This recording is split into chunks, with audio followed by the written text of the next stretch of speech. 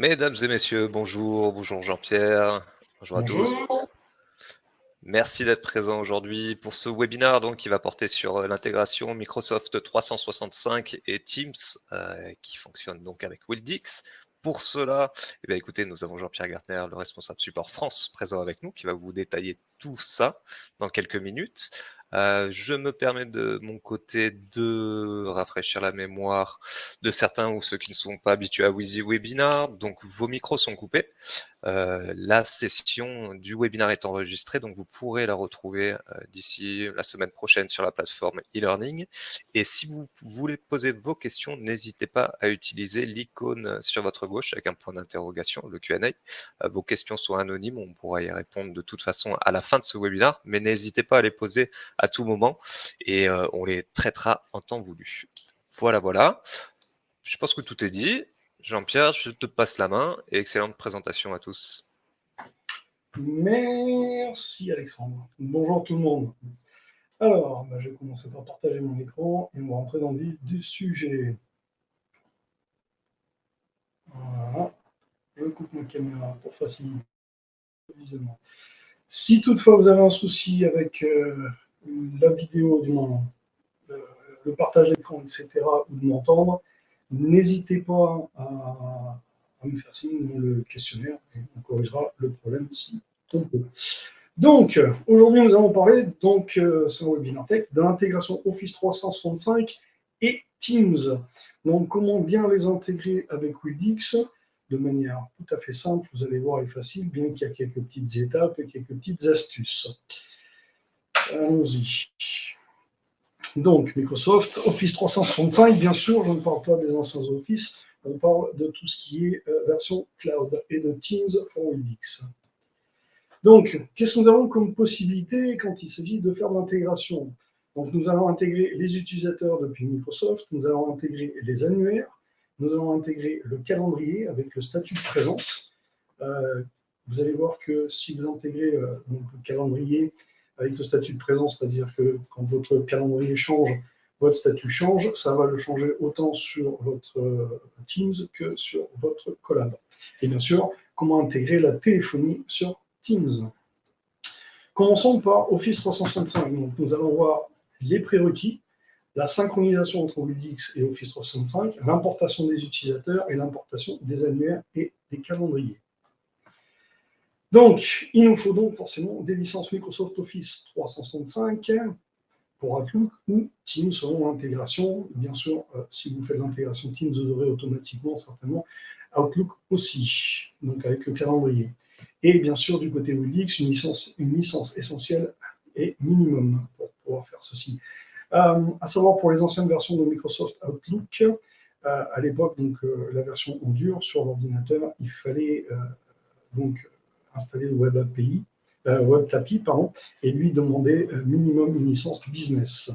Cela étant dit, regardons un petit peu les licences Microsoft Office. Donc aujourd'hui, vous avez accès à une ouverture Microsoft Office 365 avec les différentes on va dire, applications que vous avez choisies.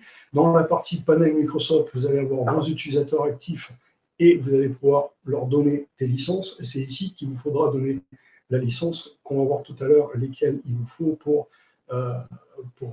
Teams aussi, mais pour la partie Outlook, donc forcément, n'importe quelle licence du moment où vous avez un Outlook suffira amplement. Voilà. Alors, ensuite, qu'est-ce qu'on va faire? On va synchroniser entre Office 365 et Wildix. Qu'est-ce que cela veut dire exactement? Eh bien, on va se mettre sur le son PBX et on va intégrer ces utilisateurs dans le PBX depuis le compte Office 365. Comment? Tout simplement en faisant importation. On va venir se connecter ici en source en Office 365. Vous voyez ici. Bonjour, peut-on ça tout à l'heure. Office 365, donc on se connecte automatiquement. Vous avez des champs disponibles que l'on peut paramétrer sur le côté droit, quelques options et surtout la possibilité de faire que l'importation se fasse régulièrement. Question d'avoir les mises à jour du côté Office de suite dans la partie Wildix. Niveau utilisateur, pourquoi besoin de faire cette importation programmée régulièrement? Tout simplement, vous allez voir qu'au niveau des contacts que vous allez générer dans la partie Outlook, ceux-ci vont remonter dans la partie collab. Donc là, je ne vais pas lancer l'importation, mais parce qu'elle est déjà faite. Et je pense que tout le monde a plus ou moins déjà fait une importation d'utilisateur. Pardon, je continue. Ici, une fois que vous avez intégré vos utilisateurs, vous avez ici, dans la partie donc, intégration, donc vous êtes PBX intégration, vous arrivez, il y a une partie Microsoft 365. Vous avez deux petites cases à cocher. Donc là, c'est activé. Donc vous arriverez, ce sera désactivé. Il n'y aura plus qu'à les sélectionner et l'activer. Ça va ouvrir une fenêtre de login Microsoft parce que vous avez connecté Microsoft. Il va vous demander le compte sur lequel vous voulez connecter. Vous choisissez le compte administrateur de Microsoft. Pas n'importe quel compte utilisateur, mais celui administrateur. Celui qui gère tous les autres comptes Microsoft. Une fois que ça c'est fait, on est tout bon pour fonctionner. Donc forcément, il faut d'abord cliquer l'intégration avant d'importer les utilisateurs. À ce point-là, j'aimerais vous dire qu'il y a deux options. Une, vous avez déjà créé vos utilisateurs avec leurs emails que vous avez sélectionnés ici et vous activez l'intégration pour réimporter vos utilisateurs. Ce n'est pas problématique de refaire sauvegarder et importer. Je vais vous dire pourquoi. Parce que ça va toujours améliorer la connexion entre l'Office 365 et le Wildix pour les différentes phases comme les contacts, etc. Une fois que ça c'est fait, vous allez remarquer, alors où c'est qu'il est passé ici, voilà, que dans les annuaires, par rapport à mon utilisateur, j'ai ici les annuaires Microsoft qui remontent. Donc moi j'ai deux annuaires sur mon compte test. Le premier s'appelle Contact, l'autre s'appelle JPG. Et vous voyez qu'il remonte ici sous forme de MS365, Contact et JPG. Si je clique dessus, j'ai accès à personnes qui sont dedans. Voilà, test, tout simplement. Voilà pour cette partie-là de l'intégration. Ensuite, nous avons, donc ça c'était l'importation des users. Ensuite, étape suivante. On va faire les users. Oui, pardon, les annuaires et les calendriers. Voilà, je ne sais pas pourquoi. Il y a un petit loupé dans le suivi des slides. Ça a été plus vite que moi. L'importation des annuaires, c'est tout à fait pareil. Alors, vous allez me dire, si on importe déjà les annuaires perso, pourquoi importer les annuaires? Tout simplement que quand vous allez importer les annuaires ici, donc on va faire, donc vous créez votre annuaire, vous utilisez le défaut, vous faites importation, et ici, hop, vous avez tous les annuaires du compte administrateur qui remontent. Donc forcément, on ne veut pas générer en public les annuaires perso, qui sont pour moi Contact et JPG. Donc je ne sélectionne que Organizational Contacts. C'est en anglais, bien sûr. Donc c'est les contacts de l'entreprise qui sont partagés entre tous les utilisateurs. Et c'est ceux-là que vous allez importer. Donc il y a pas mal de champs de disponibles, comme vous le voyez ici. On a même jusqu'à 3 emails disponibles, etc. Et vous avez, pareil, la possibilité de faire en sorte que ça s'importe sur une base régulière. Tous les 24 heures, c'est pas mal, sauf si bien sûr vous créez beaucoup d'utilisateurs dans un premier temps. Vous pouvez, vous voyez, l'importer 1 heure, 2 heures, 6 heures, 12 heures, 24 heures. Voilà. Ou l'activer au cas par cas, au cas échéant. Mais c'est pas mal de le mettre régulièrement, comme ça se met à jour des deux côtés et c'est forcément plus pratique. Voilà pour cette partie-là. Donc vous voyez que jusque-là, c'est pas bien compliqué de synchroniser Office 365 avec Wildix. Une fois que cela est fait, vous avez fait les annuaires et les utilisateurs, on a le paramétrage, donc forcément, de la partie Outlook calendrier. Donc, si je vais sur mon compte, par exemple, Outlook ici, calendrier, donc ici, dans contact mail, on va aller sur, excusez-moi, je ne m'en sers pas tous les jours, le calendrier, et on voit que ici, on a donc un compte test, et qui me montre, moi j'ai mis quelques petits tests, donc à 14h40, j'ai mis un petit test de présence, 14h40, 25, si je vais pas aller sur mon Teams, parce que Teams, il est en erreur, donc c'est génial, c'est un truc qui arrive. Mais si je vais sur mon Collab, vous voyez que j'ai été mis en DND automatiquement jusqu'à 14h55, test de présence. Donc il y a bien la remontée par rapport à Outlook sur la partie Webex collaboration qui, tout simplement, va se paramétrer ici. Et en fonction de disponible, travail à heure, provisoire, occupé, absence au bureau, vous pouvez sélectionner le mode de présence que vous souhaitez, si le message va être joint ou pas avec, ou si vous voulez carrément cacher les événements personnels, parce que vous avez aussi mis quelques événements de style privé sur Outlook. Vous sauvegardez et ça se fait automatiquement. Attention à une petite chose. Une fois que tout ça est mis en place, si par, je ne veux pas dire par malheur, mais si par exemple vous allez sur votre Outlook et ici vous allez dans la licence d'un utilisateur changer une option, pensez à resynchroniser l'utilisateur. Sinon, il va perdre la connexion de par le changement de licence chez Microsoft. Voilà, il faut juste réinitialiser un peu tout ça. Donc, c'est pour ça aussi que c'est bien de faire la resynchronisation des utilisateurs de manière un peu régulière. Voilà pour la partie, pour la partie synchronisation. Ensuite, un petit plus. Certains de vous ont peut-être touché un peu plus profondément dans le PBX par rapport à ce qu'on appelle les dial-plans variables. Celle-ci se situe ici, dans la partie dial-plan paramètres généraux, en bas, vous avez des dial-plans variables. Le debug UA et l'external contact lookup, ça c'est au choix. Debug UA c'est pour nous, souvent on le fait pour nous en interne, mais l'external contact lookup c'est pour les annuaires mondiaux. Mais le global phonebook search, c'est pour permettre de chercher, donc quand vous faites une recherche, aussi dans vos MS 365 qui sont remontés en tant qu'annuaire dans vos comptes Collab. Et puis vous verrez, il y a un petit plus qui est arrivé aussi, intrusion de notification. Ça vous permet d'être notifié par un petit bip si quelqu'un fait une intrusion. Ça, c'était un petit plus. Voilà. Mais c'est surtout celui-là, le Global Phonebook Search, qui permet de faire une recherche dans vos MS 365 Lookup quand vous êtes sous votre collab. Voilà pour cette partie-là. Alors, maintenant, venons-en à Teams, qui est peut-être le plus gros morceau par rapport à Microsoft pour l'intégration. Donc, il y a des prérequis Microsoft, il y a des prérequis côté Webex. Il y a l'activation de ClassSound, forcément, puisque sans ClassSound, vous ne pouvez pas lier la partie Webex MS Phone System avec la partie Teams, qui s'appelle maintenant Teams Phone. Donc, il faut activer le MS Phone System, qui n'est activable sur les PBX que si ClassSound est disponible. Et ensuite, il faut connecter le tout. Et nous allons voir ça maintenant, étape par étape.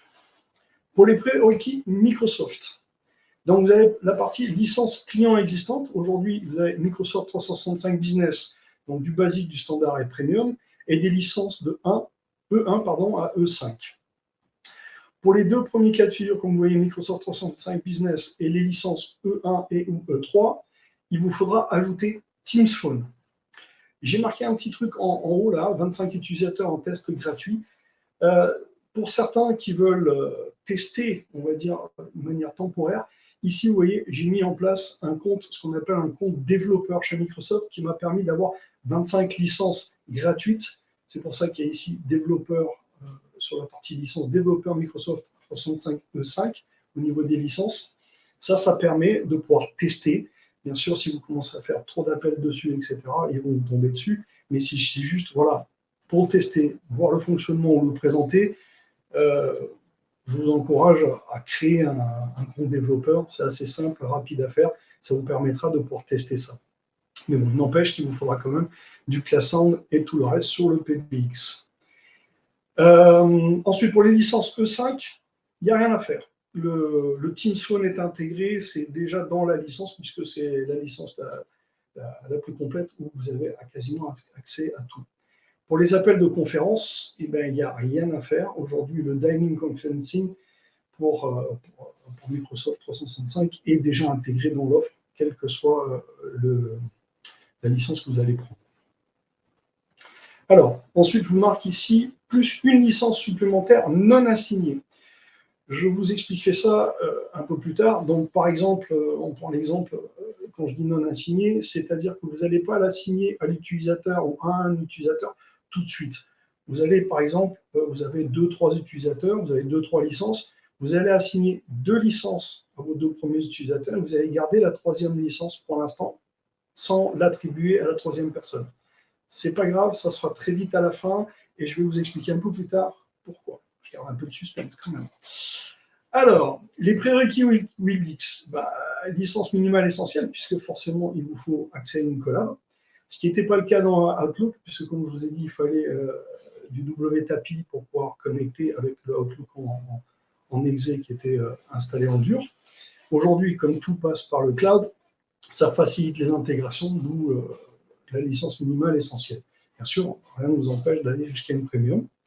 Activation de class sound minimale. Qu'est-ce que j'entends par minimal? Vous savez que chez nous, il y a 2 possibilités dans le class sound. C'est soit le flat fee, c'est-à-dire c'est juste les appels sortants, mais pas les appels entrants. C'est-à-dire, pardon, c'est l'inverse, les appels entrants, pas les appels sortants. C'est-à-dire que vous pouvez, juste avec un flat fee, avoir votre propre trunk et passer par votre trunk pour la partie Teams et téléphonie, tout en ayant juste le class sound pour pouvoir activer la connexion entre Teams et Wildix.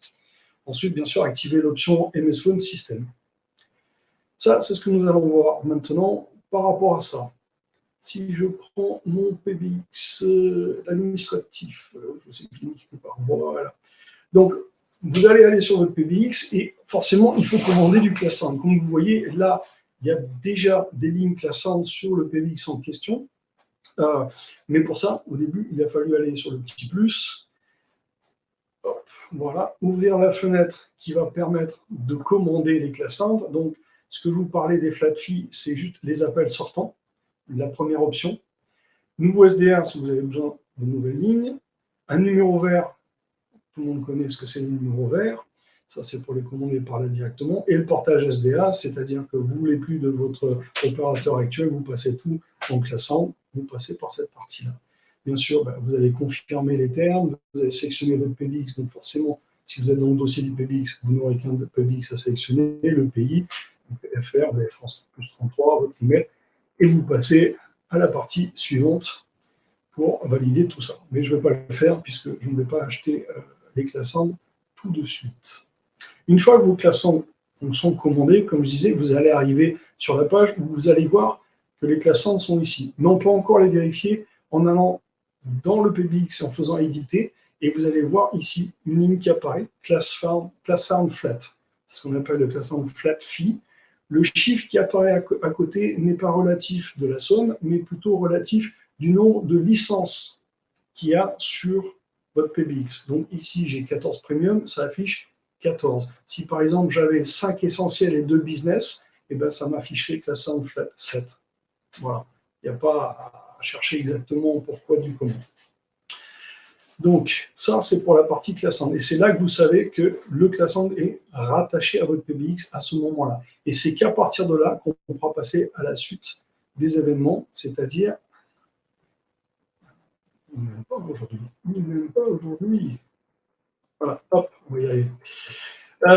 MS Phone System, et qu'on va activer le MS Phone System pour accéder à la partie administrative de Teams for Wildix. Parce que comment ça fonctionne aujourd'hui? On va aller, excusez-moi pour le déplacement de fenêtre, en bas de la fenêtre ici, et vous avez votre MS Phone System, qui est propre à Wildix, et vous allez cocher dessus. Je vais vous demander de valider tout. Vous allez dire oui. Qu'est-ce qui va se passer à ce moment-là? Eh bien, tout simplement, vous allez recevoir un email de la part du Customer Care, donc à la personne qui vient de cliquer sur MS Phone System avec son compte sur son portail, il va recevoir un mail du Customer Care lui demandant, alors le mail aura un petit peu la même gueule que celui-ci, sauf que ça c'est celui qui vient après. Ils vont vous demander combien d'utilisateurs vous voulez mettre en Teams sur le PBX. Donc, dans mon cas de figure, j'avais 14 licences, j'ai 14 utilisateurs qui font du Teams, je vais leur dire, j'en fais 14. Maintenant, on va dire que vous avez un PBX avec 35 utilisateurs, mais pas mettre tous les 35 utilisateurs en Teams. Et pour commencer, vous en allez mettre 10. Donc vous allez leur dire, ah, je veux mettre 10 utilisateurs en Teams. Ça fonctionne, tout marche bien, et quelques mois plus tard, ils veulent rajouter des utilisateurs sur ce PBX en Teams. N'oubliez pas qu'il va falloir que vous dites au Customer Care que vous souhaitez rajouter des personnes en Teams sur ce PBX. Parce que sinon, ils vont brider votre PBX à 10 utilisateurs et les 25 autres, ou ce que vous allez rajouter, ne vont pas monter. Voilà, donc ça, il faut le savoir. C'est pour ça que quand ils vous le demandent, dites-leur bien le nombre d'utilisateurs potentiellement, au final, vous souhaitez avoir qui vont faire du Teams. Et en plus de ça, ils vont vous demander le mot de passe administrateur de l'administrateur du compte Microsoft en question qui va faire du Teams sur ce PBX. Donc bien sûr, ça c'est le compte administrateur de votre client qui lui administre son compte Microsoft. Et c'est cet email-là qu'il faut envoyer au Customer Care. Et ils vont ensuite envoyer donc ce no-reply-teams-for-weedix.com à votre client, donc à son email, l'invitant à se connecter sur la fameuse plateforme Admin Teams for Weedix, que l'on voit un petit peu l'image à droite, pardon. Mais on va y rentrer dedans et voir le détail. Donc, comme je dis, fournir le nombre d'utilisateurs pour Teams et fournir l'email de l'administrateur. Ça, c'est très important. Oui. Alors, une fois qu'on va arriver dans le compte admin administrateur, c'est ce qu'on va voir maintenant, c'est là que vous allez paramétrer les options pour le PBX, pour la partie connexion Teams, pour les utilisateurs et les options. Et on va essayer aussi de vous expliquer un petit peu tous les icônes, etc. Et regarder un petit peu les logs, parce que c'est là qu'il y a pas mal de choses qui peuvent pas aller de travers, mais qui sont importantes si jamais.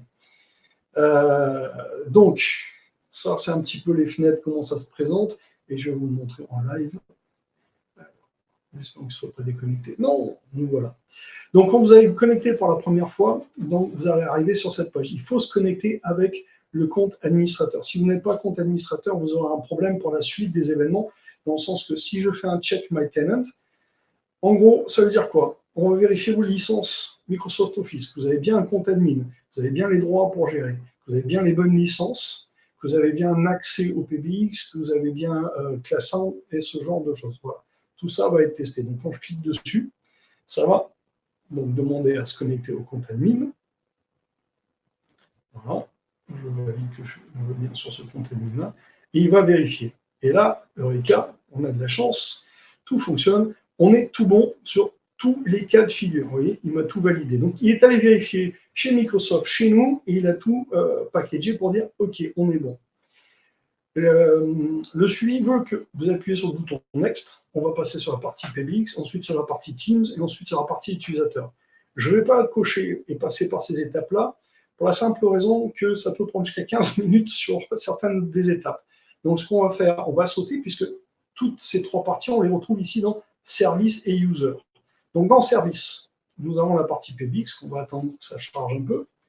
Voilà. Donc, vous allez pouvoir mettre un nom pour le service, ici Teams for Weedix PBX, facile, EPI, le nom de domaine de votre PBX, et la manière dont vous voulez gérer ce qu'ils appellent le calling policy, c'est-à-dire les règles d'appel, comment ça va être fonctionné, un petit peu si le diaplan va être géré par Teams ou pas. Donc là, j'ai coché Manage Teams Calling Policy parce que je veux admettre qu'il y a des voicemails, je peux prohiber les call forwarding ou les voicemails, ou les accepter. Donc, dans ce cas ici, on va les accepter. Après, on a aussi le choix de la musique d'attente. On peut choisir Teams ou PBX. L'idéal ici, c'est PBX. Et ensuite, on a le choix des protocoles. Donc, bien sûr, en étant UDP, Teams Handle Transfer, c'est vaut mieux que ce soit Teams qui gère le transfert d'appel et pas d'encryptage des médias. Ensuite, vous avez le choix des codecs. Donc là, on a mis du PCMA, mais vous voyez qu'il y en a bien d'autres. Le G722 peut fonctionner, mais encore une fois, attention, il faut de la bande passante dès qu'on commence à être dans des codecs un petit peu plus poussés. Ensuite, ici, quand vous avez validé ça, vous voyez qu'il y a des SBC qui ont été assignés à vous. Donc, vous avez deux SBC avec des ports 6041 et des adresses IP. pouvez la copier et la mettre dans votre firewall. Parce que si vous avez un PBX en local, ça, ce sont les adresses IP qu'il va falloir vous autoriser. Parce que c'est de là que va venir tout le RTP et la signalétique. Si l'adresse en question pour le RTP n'est pas dedans, nous avons une autre liste un peu exhaustive de toutes les adresses, si besoin est, sur des cas de figure de PBX en VM ou en hardware. Bien sûr, dans le cloud, c'est, comme on le sait, un peu open bar et vous n'avez pas à vous soucier de tout ça. Ensuite, vous avez la partie Teams. Encore une fois, on va attendre un petit peu pour que ça charge. C'est un peu plus long quand il s'agit de Teams, vous avez retrouvé l'info, voilà. Donc là, ça se fait automatiquement. Quand vous allez arriver dessus, il va vous demander une ou deux questions, vous cliquez, et puis il fait sa recherche tranquillement. Il va chercher toutes les informations dont vous avez besoin, et il va valider la sync, c'est-à-dire que vous aurez un petit sync now, comme ça, en clic vert, si tout se passe bien. On peut retrouver cette sync ici dans le bouton à droite. Vous avez ce qu'on appelle Show Sync History. C'est un petit peu les logs. C'est ce qui va vous permettre de savoir qu'est-ce qui n'a peut-être pas bien marché. Il est possible que le premier clic, ça ne marche pas tout de suite. Ne vous en faites pas. Cliquez une deuxième fois sur le Sync Now et normalement, ça devrait se passer. Si ça ne se passe pas, il y a toute une documentation. Comme vous voyez ici, nous avons 4 documentations qui sont à votre disposition, dont un Teams Troubleshooting Guide qu'on verra à la fin. Je l'ai téléchargé, je vous le montrerai, on va le passer un petit peu en revue. Il y a des choses pas compliquées, mais voilà, il faut savoir. Une fois que ces deux parties-là sont faites, vous allez arriver donc à la dernière partie qui est le user. Et c'est là que vous allez pouvoir rattacher des utilisateurs. Donc, en gros, quand vous allez faire ajouter user, vous voyez ici, j'ai une licence disponible sur 9, donc il vous dit combien de licences il vous laisse de disponible. Vous allez faire add user, et automatiquement, il va vous donner la liste des utilisateurs qui sont sur votre PBX. On va attendre que ça charge. Donc, il va se connecter à votre PBX et il va chercher des utilisateurs. Donc ici, vous aurez la liste des utilisateurs du PBX. Donc, on le sélectionne. On peut de nouveau faire les valeurs comme on a vu tout à l'heure, prohibit ou allow, ça dépend du cas de figure, Teams, etc. Vous allez mettre donc le numéro de l'extension de l'utilisateur. Donc, dans ce cas de figure, Enzo, qu'est-ce que nous avons pour Enzo? Allons voir. Enzo, il est 688. Donc, je vais lui mettre le 688 pour SIP user. Autorisation, c'est pareil, 688. Mais très pratique. Et ensuite, nous avons le password. Non, c'est pas lui qui choisit. Le password qui, lui, est le SIP password. Alors, je tiens à le maintenir parce que souvent, c'est là que l'erreur va se passer. Pourquoi? Je prends Enzo, installer mot de passe, et c'est celui d'en bas, générer, afficher. C'est celui-ci que l'on va prendre, copier, hop, on va remettre ici, et qu'on va coller ici. Voilà. Ça, c'est très important. Si vous ne faites pas ça, il ne va pas pouvoir se connecter entre le PBX et Teams. Donc, après, on fait ajouter. Je ne vais pas l'ajouter puisque ce n'est pas le cas de figure, puisque j'en ai déjà de près. Ici, par exemple, j'ai un cas de figure où on voit ici License Status Unlicensed. Alors, si vous avez ce cas de figure, c'est que vous avez attaché quelqu'un depuis votre PBX qui, lui, n'a pas de licence Microsoft. Et c'est un peu le test que j'ai fait. C'est qu'en gros, ici, j'ai pris notre cher ami Joseph, qui ne m'envoie pas. Et dans les licences, vous voyez que hop, je ne l'ai pas activé la partie développeur. Donc, je vais lui réactiver la partie développeur, enregistrer les modifications. Voilà. Hop, notre cher Joseph est maintenant à une licence. Et je vais pouvoir revenir ici. Et comme vous voyez, dessus vous avez SOS.1. Donc, ce que je vais faire, je vais lancer une synchronisation. Juste avant, si vous voyez bien, en dessous ici, j'ai un bouton rouge. Voilà. Je suis non autorisé. Alors, quand ça arrive, c'est plutôt l'inverse. C'est là que le SIP password n'est pas correct. C'est-à-dire que le SIP password qui a été rentré pour mon compte à moi n'est pas bon.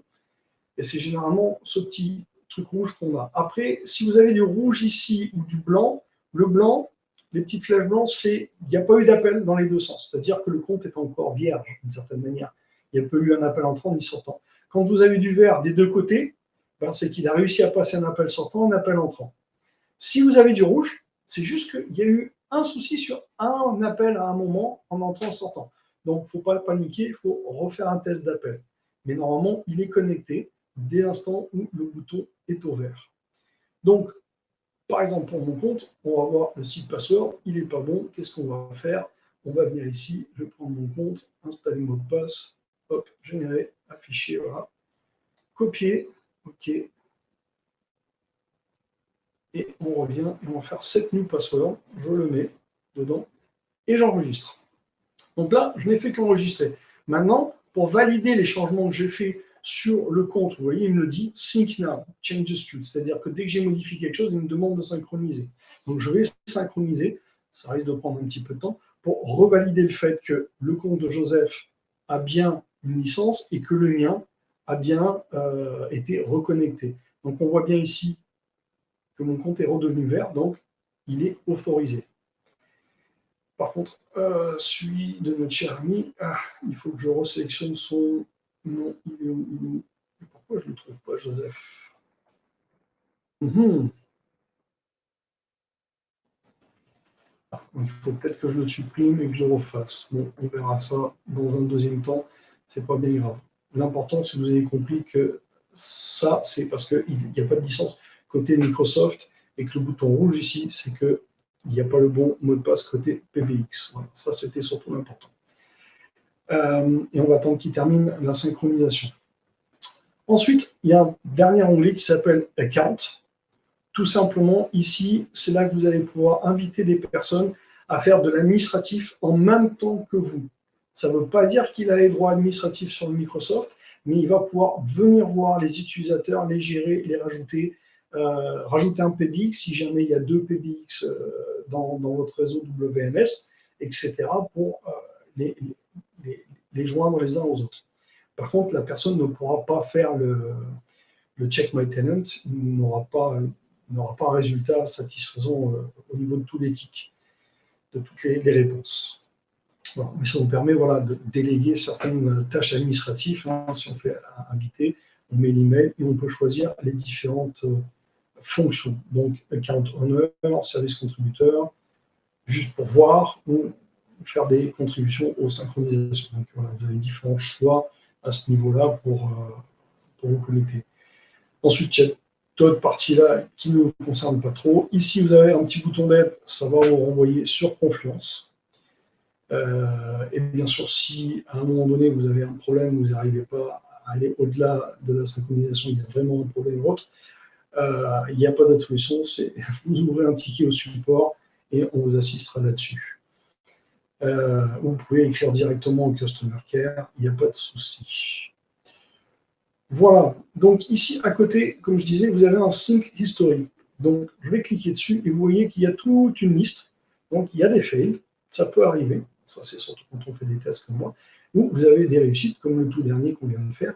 Et ici vous avez donc tout le log qui s'affiche de tout ce qui s'est passé, donc de toutes les étapes qui sont faites pour vérifier la synchronisation. Ce petit document-là, si vous en avez un comme ça, failed 2 ou 3 fois d'affilée, c'est celui-là qu'il faut nous joindre dans le ticket, parce que c'est avec ça que nous, on va pouvoir voir qu'est-ce qui s'est passé et où est-ce qu'il y a une erreur. Donc l'idéal, c'est pas de regarder celui-là, mais plutôt de regarder un qui a failed. On va voir que, hop. Alors, import module names, donc ça, c'est il importe le module. Connecting to Teams, donc ça, tout bon. Erreur action, silent continue, donc là il y a un problème d'identité.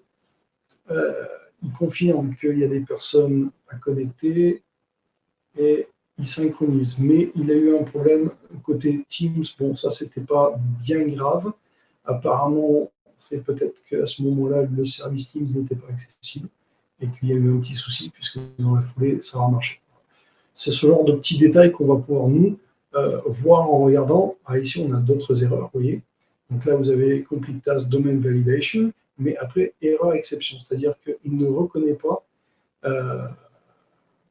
les les différentes connexions aux utilisateurs et aux services de Teams. Donc là, à mon avis, il y a eu un shortage. Ah non, je crois savoir ce que c'est. Ça, c'est parce que le PBX était éteint, très certainement. Voilà. Donc, on peut retrouver pas mal de petits bugs grâce à ces fichiers de log qui sont assez intéressants à dépoter et regarder derrière qu'est-ce qui se passe. Ensuite, donc, ça, nous l'avons vu. Ici, voilà, on va faire un peu de debug. Donc, on arrive quasiment à la fin, puisque on a tout vu, mais il nous reste la partie Microsoft. Alors, on va en profiter vite fait.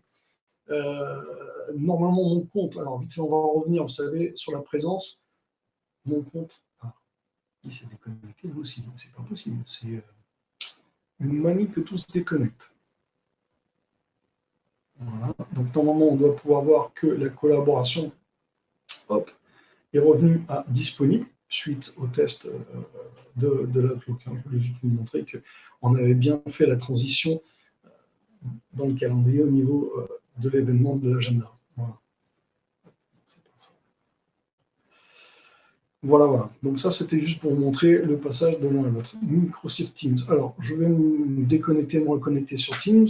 Désolé pour ce petit retard là-dedans. Comme ça, on va vous montrer côté Teams comment ça se passe, puisque maintenant, tout est ouvert sur la partie administrative, mais est-ce que les appels fonctionnent? Là est la question. Alors, hop, on va se reconnecter. Ça, c'est automatique. Et il vous demandait l'authentification.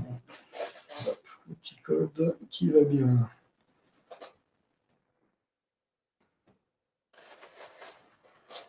Et voilà. Je vais rester. Nous avons Teams. On passe un petit peu le temps à Charles, bien sûr.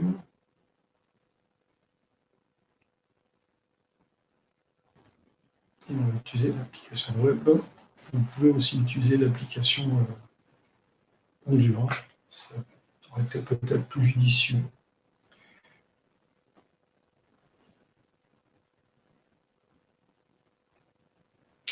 Nous avons déjà pas mal de questions, on va pouvoir y venir tout à l'heure.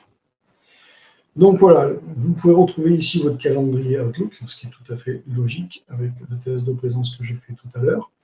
Et ce qui nous intéresse aujourd'hui, c'est ce petit onglet-là, ce petit app. En fait, vous pouvez le détacher, le rattacher. Donc, il disparaît par défaut, il n'est pas. Vous cliquez sur les trois petits points, vous venez chercher le bouton appel. Une fois qu'il apparaît, voilà, vous pouvez à ce moment-là l'épingler pour qu'il reste.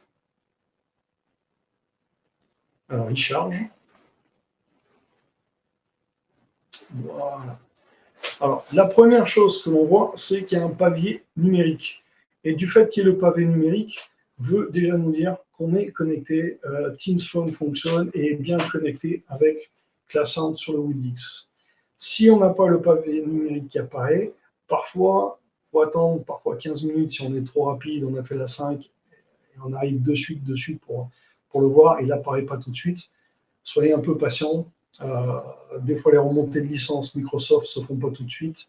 Voilà. Mais généralement, ça remonte assez rapidement. Et une fois que vous l'avez, donc, on peut faire un étoile 76, on peut lancer un appel. Vous pouvez être appelé, vous pouvez appeler. Voilà, donc par exemple, on peut faire un exemple, on peut appeler, j'ai fait pas mal de tests, donc ce ne sera pas concluant de vous le montrer, mais du moment où vous n'avez pas le numérique, normalement ça fonctionne. Donc bien sûr, un test simple, c'est étoile 76, ou 76 si vous n'avez pas mis l'étoile sur les options du dial plan, pour l'écho. Et comme ça, vous voyez si ça passe. Après, vous passez un coup de fil, etc. Bien sûr, sur le dial plan, dans ClassSound, il faut faire matcher les numéros vers votre compte Wildix pour que ça arrive directement sur votre Teams. Bien sûr, j'aime pas trop le montrer, mais vous avez toujours accès au petit logiciel Wildix Collaboration qui vous permet d'avoir quand même collaboration dans Teams. Si jamais, pour je ne sais quelle raison, vous voulez aussi faire un peu de Teams, donc là, vous voyez qu'il y a un petit bug. Ça m'a affiché la partie administrative de Teams et non la partie collab. Mais c'est pas grave. On sort de là, voilà. Normalement, vous arrivez ici, vous allez cocher Call Control, très important, le Call Control pour pouvoir téléphoner. À savoir que dans ce mode-là, il faudra que vous ayez quand même le collab ouvert derrière pour pouvoir faire la téléphonie, puisque dans ce mode-là, qui est un mode tout simple, vous n'avez pas la gestion de la téléphonie directe. La gestion de la téléphonie va se faire directement avec cette partie appel. Voilà. C'est pour ça que je vous le montre vite fait, juste pour savoir que voilà, s'ils veulent utiliser le chat, Wildix et autres, mais ce n'est pas nécessaire, puisque vous avez tout ce qui est nécessaire à faire de la collaboration directement ici sur la partie Teams, donc conversation, c'est le chat, les plannings, les équipes, gestion de votre équipe, mettre en place des activités, des calendriers. Voilà. Vous avez tout ce qu'il vous faut de base dans Teams pour ne pas avoir à utiliser le mode 1 de Wildix collaboration.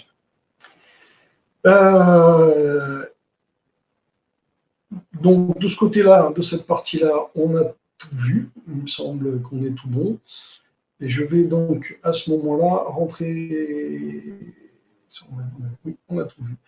Voilà. On va rentrer donc dans la partie, pardon, le souci des ports RTP et UDP. Parce que ça, un peu de debug. J'en parle parce que souvent, quand vous avez un PBX hardware ou une VM, le gros souci qui va s'imposer, c'est pas tellement le SIP, parce que le port 5061 ou le port 5060, de base, il est ouvert, les gens le savent. Mais après, tout ce qui est RTP, UDP, ou si vous voulez devenir trop sécurisé en limitant certains flux avec des règles plus poussées en bloquant les IP, etc., vous allez arriver à des problèmes sur les ports RTP, UDP forcément à un moment, surtout peut-être sur la partie routage. Il faut savoir que le flux UDP, on ne peut pas hacker un flux UDP ou s'en servir pour hacker un PBX. Alors, il faut vraiment être... bon, je ne pense pas que c'est faisable. Donc, quand on vous demande d'ouvrir les ports de 10 000 à 60 000 en UDP entrant, ouvrez-les. Ne cherchez pas à trop satisfaire le fait de dire bah, je vais bloquer le UDP en venant de tel IP et tel IP. Pourquoi? Aujourd'hui, beaucoup d'opérateurs vont avoir donc des serveurs comme nous, comme Teams, des SBC qui vont gérer le flux SIP. Mais ces SBC ne vont gérer que le flux SIP, pas le RTP. C'est-à-dire que le RTP vont venir par des serveurs dédiés à ça, qui ont des gros volumes pour ça, et donc, en fait, vous allez avoir le flux SIP qui arrive d'une IP et le flux DP qui va arriver d'une autre IP. Et quand on commence à jouer sur les ports RTP, UDP, à vouloir les fermer et les ouvrir, etc., on peut se retrouver bloqué et avoir la signalétique, le téléphone qui sonne, mais pas le son. Voilà. C'est des cas de figure qu'on a rencontrés chez des clients qui voulaient vraiment tout bien sécuriser, ce qui est logique en soi, mais qui peut poser des problèmes parce qu'après, pour le debug, c'est beaucoup plus compliqué de leur dire bah, il y a un port qui est bloqué. Et la question, c'est lequel, et comment le trouver et comment pallier à ça. Ensuite, je vous avais parlé de cette fameuse licence spare, qui est pourquoi, donc comme je vous l'ai déjà dit un petit peu, il faut en garder une de spare libre, qui n'est pas attribuée à un utilisateur au moment de l'install. Que quand vous allez faire la partie setup dans Admin Teams, comme on a vu tout à l'heure, c'est-à-dire ici, Getting Started, quand vous allez cliquer sur Next et faire toutes les étapes. En fait,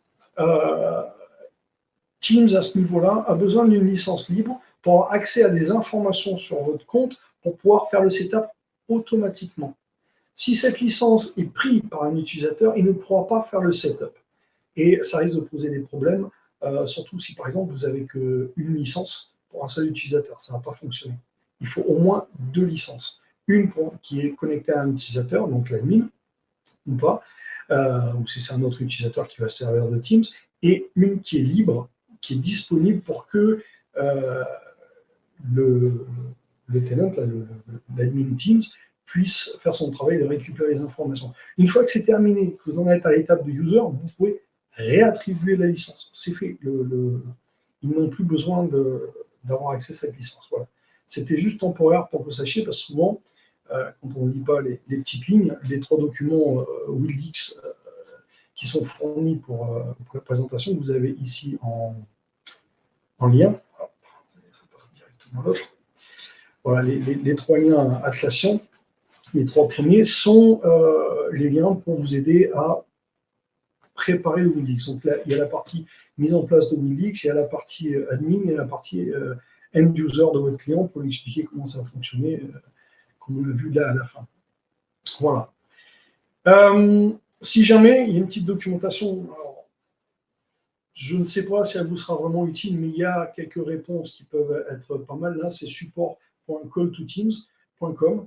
C'est une documentation fournie par Call2Teams pour la plateforme admin qui vous explique certains des problématiques que vous pouvez faire face, qui sont souvent plus que jamais liées à des problèmes de licence plus qu'autre chose. Ensuite, donc, je vous ai parlé de ces 4 documents dans la documentation pour le debug et autres, donc Advanced Call, Handling Team Admin, Team User, donc vous avez des documentations en anglais bien sûr, malheureusement, pas en français encore, je ne sais pas si ça viendra, et le Teams Troubleshooting que on va prendre 2 minutes pour regarder ensemble. Hop, un petit peu. Voilà. Alors, Customer Activation Email and Login Problems. Donc, c'est des problèmes de login et d'activation d'email. C'est comme je vous dis, c'est pour ça qu'il est très important d'avoir un email qui a les droits admin sur le compte Microsoft. Vous voyez ici qu'il y a certains types d'erreurs standards un petit peu bébêtes que certaines personnes peuvent faire. Voilà. Comme ils disent, c'est tout simple. Il faut voir dans le sync failure pourquoi c'est pas logué. Ça sera marqué qu'il y a un problème de certainement de licence ou que vous n'avez pas les droits pour faire ce genre de choses, etc. Généralement, c'est un truc assez bébête. Il y a des cas de figure où, par exemple, vous êtes administrateur, mais donc vous avez le mail administrateur et vous avez un alias. Il suffit de s'être trompé, vous êtes connecté avec l'alias, bim, je pense que vous aurez des petits problèmes dans ce genre de choses. Voilà. Login source calls for persistent sync now failures. Alors voilà. Là, en gros, c'est si vous avez des problèmes de synchronisation de manière régulière, c'est dans les logs que vous allez pouvoir savoir qu'est-ce qui se passe. Et à ce moment-là, c'est là que je vous indiquais qu'il faut remonter ce log pour qu'on puisse vous aider à le diagnostiquer et comprendre qu'est-ce qui n'a pas fonctionné et pourquoi le log ne veut pas passer. Bien sûr, on est dans le cas de figure où vous avez d'un côté le PBX avec ses licences, au milieu la passerelle qui fait l'interface entre WildX et Microsoft, qui s'appelle Call2Teams, et la partie Microsoft Teams avec Teamphony. Donc ça fait pas mal d'intermédiaires. On peut comprendre qu'à un moment, il peut y avoir un petit quiproquo sur l'une des plateformes, et c'est pas toujours évident pour nous d'identifier lequel est en tort. Alors, ça c'est ce que j'appelais No Call Tabs au Dialpad in Teams. C'est ce que je vous disais quand vous allez dans Teams, si vous n'avez pas le pavé numérique, quels sont les problèmes. Si vous avez un bon système de phonie et que ça fonctionne, le Dialpad, le pavé numérique, apparaît. Sinon, il y a soit un problème de licence ou de configuration qui va vous empêcher de faire ça.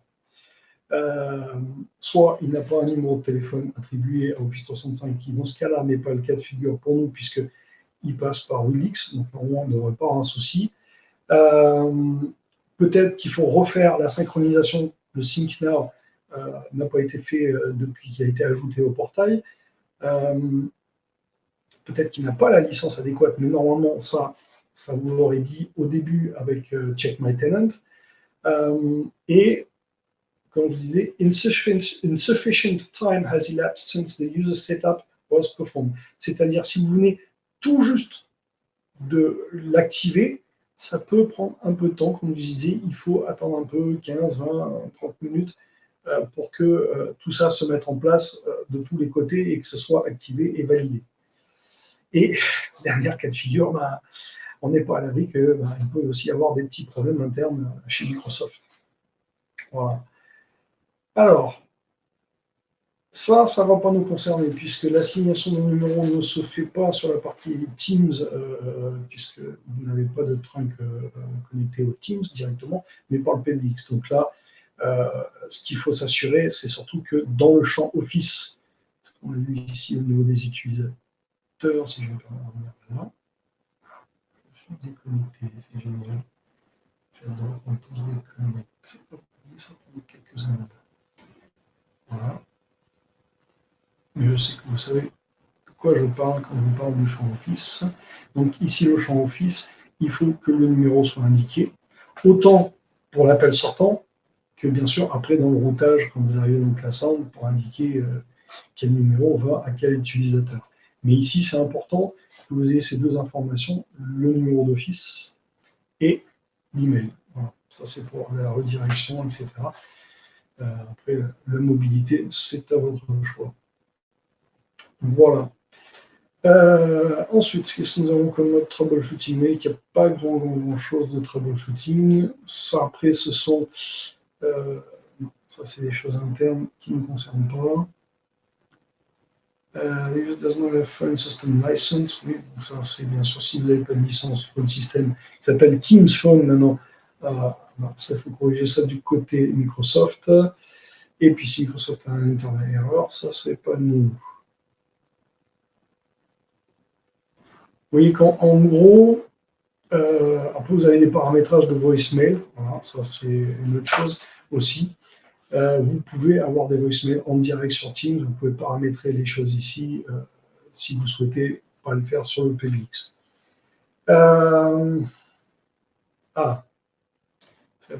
Après, là, il y a d'autres petits soucis. Ouais, il parle de troubleshooting sur les voicemails, etc. Mais ça, ce sont des problèmes qui sont liés plutôt à la fonctionnalité qui, normalement, vous incombent pas puisque vous avez l'habitude, avec Unix, de gérer ça directement sur le PBX. Voilà. Je pense avoir fait le tour. Il n'y a pas beaucoup d'espace, à mon avis, pour de la problématique. Je pense que le plus important, c'est de se rappeler de faire les choses dans l'étape. ClassSound, voilà. Déjà avoir un compte Microsoft, mettre en place le ClassSound, MS Phone System, envoyer un mail de l'administrateur au Customer Care pour qu'il puisse activer le compte et accompagner ensuite le partenaire dans cette partie administrative de mise en place. Il est clair que ça fait un peu peur une première fois. Moi-même, quand je l'ai fait pour la première fois, je voyais toutes ces fenêtres, tous ces trucs, toutes ces questions. Quel est le bon réglage? Comme vous voyez, c'est assez intuitif, ça coule de source. Si jamais vous êtes en train de faire votre premier essai et vous ne savez pas, sachez que vous, Alex l'a dit, cette vidéo sera disponible sur le e-learning et vous pouvez le regarder et refaire les étapes pas à pas. Voilà. On en arrive donc à peu près à la dernière partie où Alex va me rejoindre très certainement. Et on va parler des questions et parler aussi donc, de e-learning. Hein, je me disais que j'allais oublier, mais je ne l'ai pas oublié. Donc, je vous invite, une fois que vous avez fait votre certificat, de passer aussi la FEX et le XBX Training, voilà, pour acquérir plus de compétences.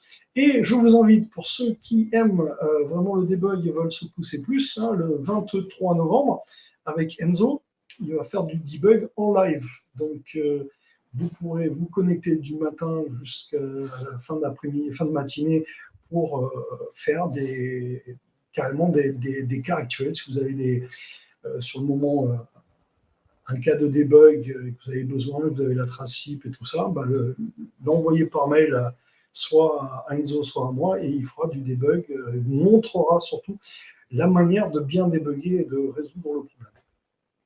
Voilà. Tout à fait. Merci Jean-Pierre.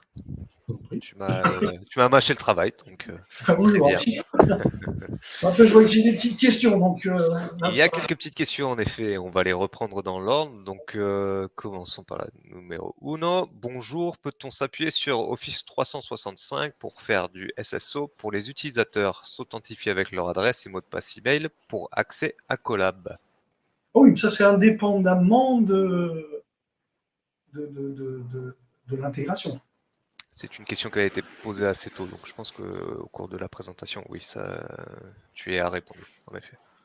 Ouais, j'ai pas répondu directement, mais la SSO va se faire automatiquement. Je pense que ce qu'il voulait dire, c'est que quand tu te connectes au Collab, que tu aies l'option SSO. Ça, c'est indépendant de Wildix, puisque sur le compte de l'utilisateur, attends, on va venir dessus. Hein.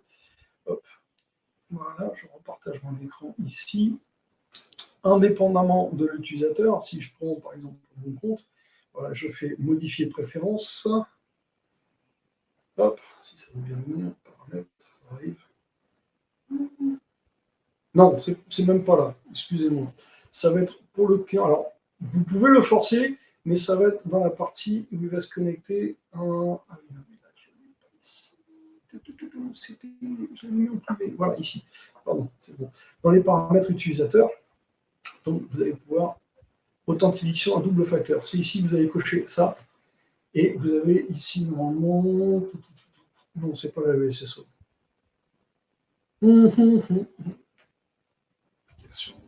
Alors, bon. Il y a un moyen. Ah, si, je suis bête. Excusez-moi. C'est comme un lundi. Il faut que je me déconnecte.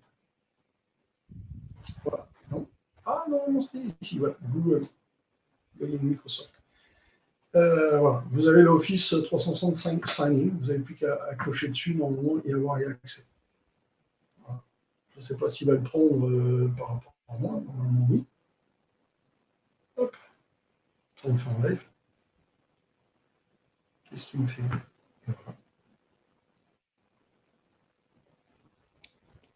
Ça met du temps, mais voilà. Donc voilà, ça répond à ta question en live. Il n'y a plus qu'à cocher le truc, hein, il y est par défaut. Ok. Alors, on va passer à l'autre question qui est plus liée à ClassOut, je pense. Est-ce que Monaco est disponible? Alors ça, je sais. Pour moi qui gère ça, je pense le mieux c'est de poser la question à arrière manager ou account manager, je ne sais plus comment on les appelle.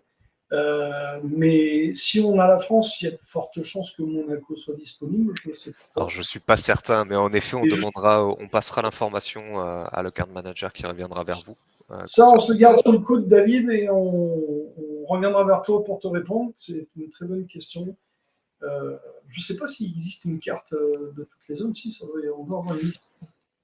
Oui, mais justement, je me demande s'il n'y a pas quelque chose avec Monaco. Mais on va passer l'information, histoire que le card manager revienne vers toi, David. Le rappel et lui disent. Alors, question suivante. J'ai un dossier avec 250 users actifs hors licence basique. Seuls 50 users sont utilisateurs de Teams.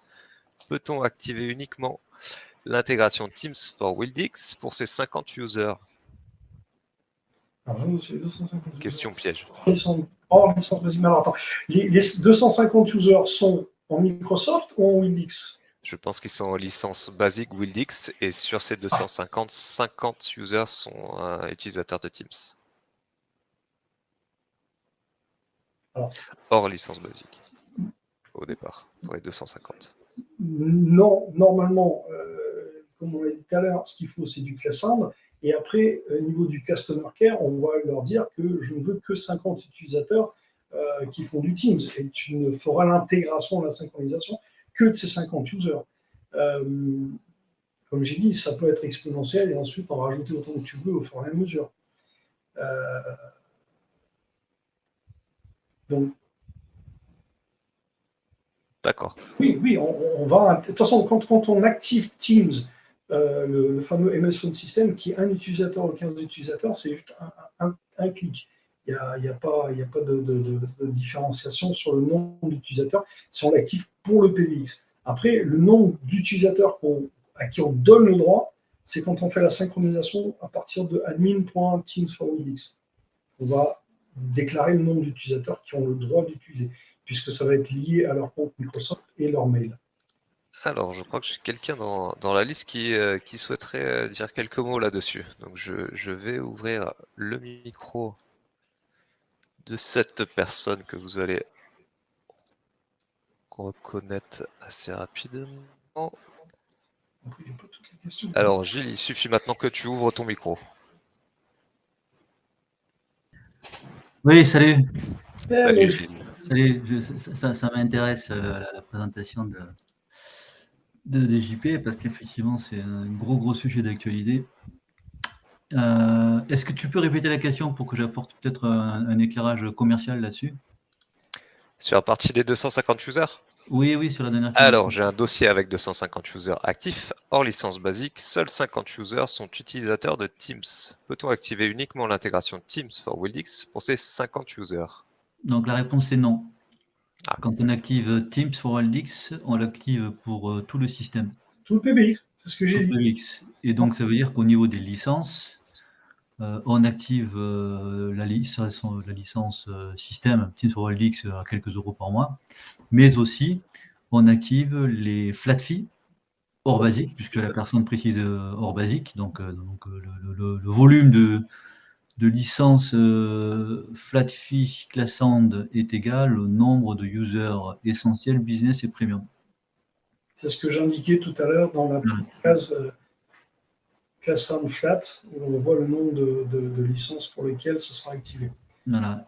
Les basiques, elles, peuvent faire utilisent Classand, mais c'est à la facturation à la minute.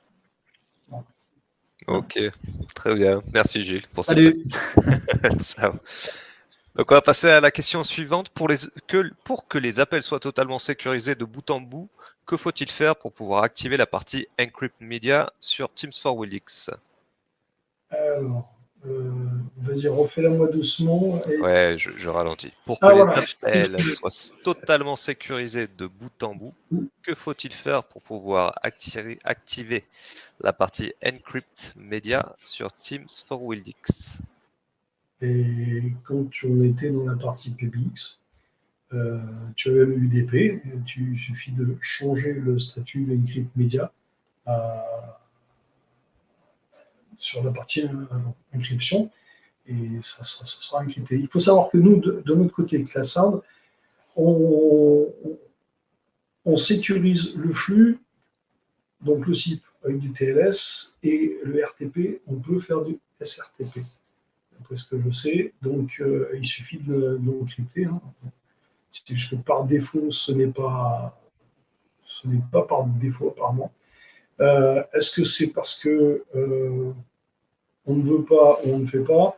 Je pense que c'est parce que aussi le SRTP demande plus de moyens et que pas tous les opérateurs, par exemple, peuvent le gérer.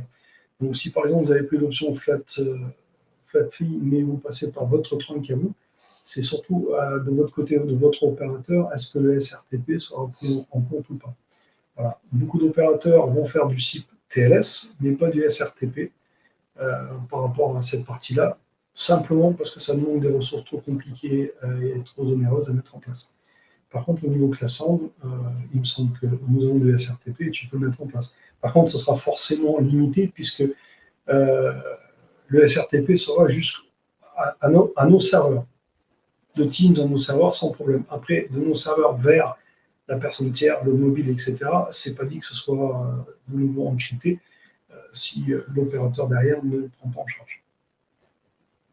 Donc du full encryptage sur des communications aujourd'hui, surtout en France, il n'y en a pas des masses. Ok, merci pour ta réponse. Pourquoi parle-t-on de Call to Teams? Qu'est-ce que Call to Teams par rapport à Teams for Wildix? C'est deux termes. Chez Wildix, nous parlons de Teams for Wildix puisque c'est notre intégration, c'est comme ça que nous l'appelons. Et maintenant, Call to Teams, c'est la passerelle qui est utilisée pour lier Microsoft avec tous les autres opérateurs. Voilà. C'est-à-dire que c'est un service Microsoft, mais qui est déporté, qui n'est pas directement dans Teams ou dans Microsoft. C'est un service à part. Ça s'appelle Call to Teams. Mmh. Ok, merci. Je continue. Hein. Pouvez-vous nous fournir la liste des IP des serveurs RTP à ouvrir sur nos firewalls? Oui, il suffit de nous ouvrir un petit ticket et on sera ravis d'échanger avec vous, de vous donner tout ce que vous avez besoin. Je ne veux pas le donner ici aujourd'hui parce que je n'ai pas prévu cette liste. Je ne m'attendais pas à cette question non plus. Et principalement, si vos publics sont cloud, vous n'en avez pas besoin de cette liste. Ok, d'accord. Alors, on a une autre question sur Monaco, mais je pense que justement, on passera l'information à l'ARA manager, le card manager, pour qu'il puisse répondre globalement sur ce sujet-là. Je vais passer à la dernière question. Quels sont les avantages au couplage WildX Teams par rapport à l'intégration d'un trunk directement dans Teams? On a du mal à expliquer cela à nos clients. Alors, un trunk directement dans Teams, c'est pas mal. Mais non, c'est faisable, mais à mon égard, c'est pas le même tarif. D'après ce que j'ai compris. Après, je ne peux pas rentrer dans le détail du tarif, mais vous allez connecter un trunk directement dans Teams, et après, il va falloir que vous gériez tous les routages d'appel. Et c'est là que ça commence à se compliquer dans Microsoft, dans le sens que c'est pas mal de petits plugins à rajouter à droite et à gauche pour mettre en place tous les services. Je m'attends à ce que Teams, Microsoft, améliore cette partie de routage de manière plus homogène, mais dernier test que moi j'avais fait, quand vous voulez faire un SVI ou autre service, là vous commencez à vous prendre la tête. C'est surtout là. Ça va commencer à être compliqué. Ok. Très bien. Alors, je regarde, mais non, on n'a pas d'autres questions. Je pense qu'on a fait le tour. Il y a eu pas mal de questions. Il y a une que j'ai vu anonyme. Ouais, mais je pense que c'est lié à... Bon, on peut poser la question, mais je pense que c'est lié à Monaco. Hormis la partie Monaco, pouvez-vous me dire si le trunk SIP opérateur reste sur le PAVX ou WildX? La réponse, c'est oui. Vous pouvez cohabiter du classant et des trunks d'autres opérateurs. On n'interdit rien. Donc vous avez tout à fait la possibilité de mettre tous les trunks que vous voulez. Il n'y a pas de souci. On ne changera pas le trunk, l'IP du trunk ou quoi que ce soit par rapport à Monaco. Là, ça ne change en rien. Si vous avez déjà un trunk sur votre PBX et qui est à Monaco, etc., on peut rajouter du classant dessus. Après, je crois qu'il y a ça me parle maintenant, ces histoires d'IP, que là-bas, ils veulent que les IP soient locales, ce genre de choses. Donc, il faut voir si à ce moment-là, vous êtes éligible pour du flat fee, du classant de flat fee ou pas. C'est toute la question. Mais il n'y a pas besoin de sortir le trunk du PBX. Ça reste et on ne change rien au trunk modéliste. Ok. Bon. Merci d'avoir répondu à cette question du coup. Écoutez, si vous voulez de toute façon revoir l'intégralité des échanges, comme l'a dit Jean-Pierre, le webinaire sera publié sur la plateforme e-learning d'ici la semaine prochaine. Donc n'hésitez pas à le voir, à partager le lien si certains de vos collègues qui étaient intéressés n'ont pas pu se présenter aujourd'hui au webinaire. À part ça, on a fait le tour. Je pense qu'on va pouvoir clôturer les débats. Jean-Pierre, je te remercie pour ta présentation et tes explications. Merci à toutes et à tous pour avoir été présents aujourd'hui. Vous étiez nombreux et on espère que ça continuera comme ça. Passez une très bonne fin de semaine et à très bientôt. Au revoir. Vraiment, au revoir tout le monde.